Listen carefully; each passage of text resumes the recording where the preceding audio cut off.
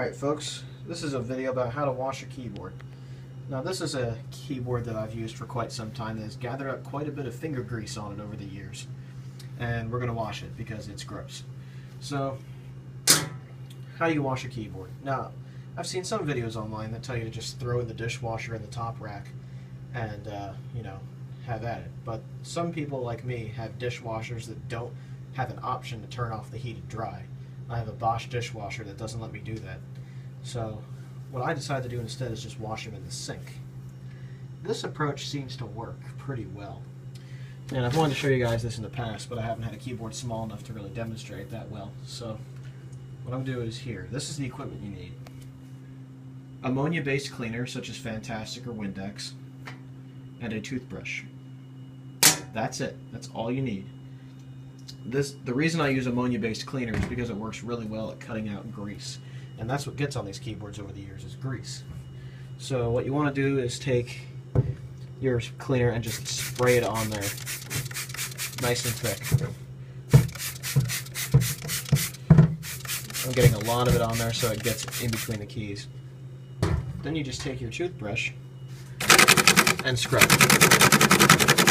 Make sure to get in between the keys really well. I just like to scrub in a circle. It seems to work pretty well.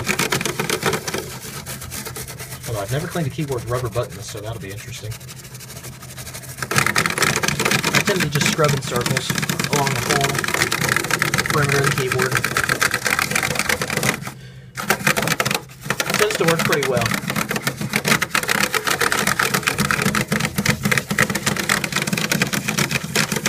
So basically scrub this until you're satisfied, and then we'll go to the next step. You also want to scrub more than just the keys. You want to scrub the actual perimeter of the keyboard and the shell and everything as well. Or you can wipe that down with a paper towel using the same type of cleaner. It'll all work. But specifically for the keys themselves, a toothbrush is really a good way to clean that. And what you want to do is rinse off your toothbrush. And then you rinse off the keyboard. Warm, either cold or warm water. Don't use hot water, because that's not good for rubber, I don't think. Doesn't seem like it is. So you just rinse your keyboard out by tilting it back and forth. You might see hairs or things come out of the sides. I know I've seen that with really, really filthy keyboards I've picked up from thrift stores and friends' places and things like that. So you just keep doing that. And that's your cycle of cleaning. If this doesn't clean it the first time, just repeat what I've done a couple of times until it's as clean as you think it should be. And you're done. You don't have to wait for the dishwasher. This takes 10 minutes tops. If you have a really filthy keyboard, this takes 10 minutes tops. It's really easy to do. So after all is said and done, you have a very wet keyboard that is not usable because it is so wet. So I'm going to show you what to do about that next. First you want to put your supplies away because you won't need them anymore. Okay, so the next step is to get your wet keyboard and put it face down on a towel. And of course you want to just dry the back of it as well, just to get that excess water off.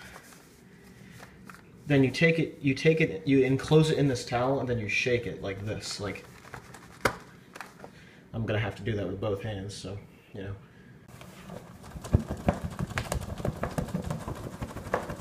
Shake it like that, just to get some of the excess water out. Then, of course, take your towel and just dry off each part of the keyboard. Dry off the keys like this. And you're done. Now all you have to do is let the keyboard dry. There are many methods of doing it. I use a fan. I take my keyboard, and what I do is I stick it in front of a fan for a couple days. After a number of days, maybe about, it depends on the keyboard, but between 3 and 7 days it should be dry. So, turn the fan on, and just let it blow on that keyboard for the next couple days, and it will work fine again. So I'll let that go. Alright, here we are, a couple days later. This keyboard's been sitting in front of the fan for 3 or 4 days now.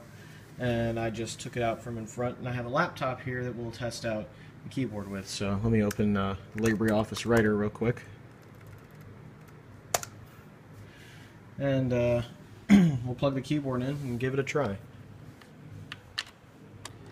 Okay, let's try this. I turned numlock off because on this keyboard, if you have numlock on, it turns part of the lettering into a numpad, so just for reference. But anyway, let's test this keyboard out.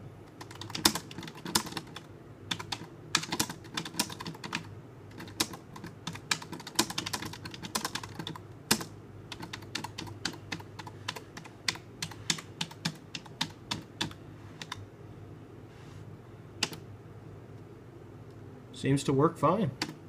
No problems at all. And that's just to prove that washing a keyboard in the sink won't kill it if you dry it. And this has been my technique for washing keyboards for a while now. I'd prefer to not use the dishwasher just because I think it's a little bit harder on the keyboard than it needs to be. But washing it in the sink seems to work extremely well.